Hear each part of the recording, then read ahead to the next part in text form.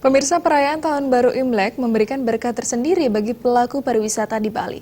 Berdasarkan data HPI Bali, kunjungan wisatawan asal Tiongkok jelang Imlek mengalami peningkatan hingga 30%.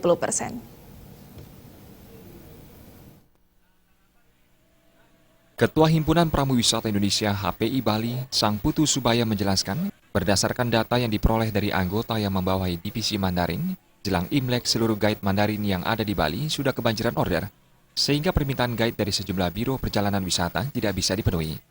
Berdasarkan pengalaman tahun sebelumnya, peningkatan kunjungan wisatawan Tiongkok ke Bali pada liburan Imlek diperkirakan mencapai 30%. Jumlah tersebut diperkirakan terus meningkat, lantaran selama ini ada juga rombongan turis Tiongkok yang sudah secara reguler berlibur ke Bali.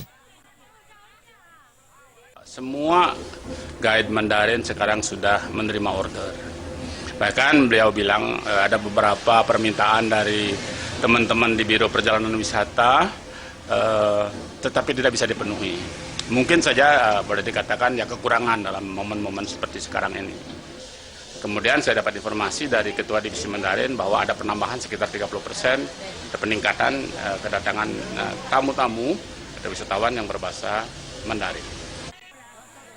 Untuk memenuhi kebutuhan wisatawan asal Tiongkok, HPI Bali telah memiliki 689 guide yang berlisensi.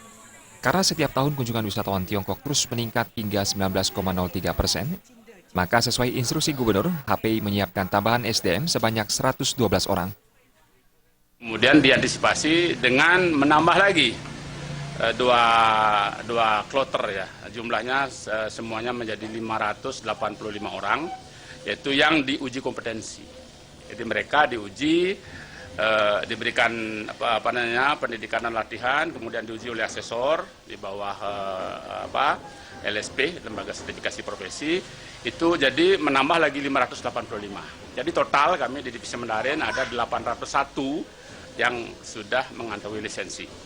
Ditambah lagi 585 menjadi sekitar 1.338 orang yang bernaung di Divisi Mandarin.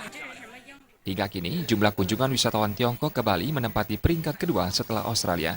Selain karena faktor tingginya jumlah penduduk, tingkat perekonomian Tiongkok yang cukup baik juga menjadi pendorong penduduknya untuk berlibur ke Bali.